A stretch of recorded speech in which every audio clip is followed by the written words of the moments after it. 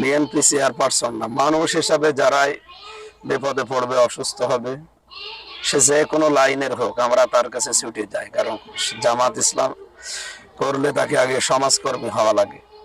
এই হিসাবে খালেদা জিয়া উনি তিনবারের প্রধানমন্ত্রী ছিলেন, অবৈধ না বৈধভাবে ছিলেন।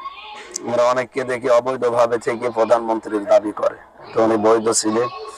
সবচাইতে বড় বিষয়, আমরা অনেক দিন তাদের সাথে ছিলাম। এই 54 বছরের ভেতরে অনেক বছর তাদের সাথে একসাথে হয়ে রাজনীতি করেছি। তারা আমাদের সব বিষয় জানে, আমরাও তাদের সব বিষয় জানি। ম্যাডাম খালেদা জিয়ার জন্য দোয়া করি, এর জন্য তিনি শহীদ প্রেসিডেন্ট জিয়াউর রহমানের স্ত্রী। বাংলাদেশে একজন মানবিক মানুষ। এই দেশে আমার মনে হয় ভারতের আগ্রাসনের বিরুদ্ধে যারা অবস্থান নেয় তাদের ভেতরে উনি একজন। ওনার স্বামীও এরকম ছিলেন। এই জন্য বাংলাদেশ জামাত ইসলাম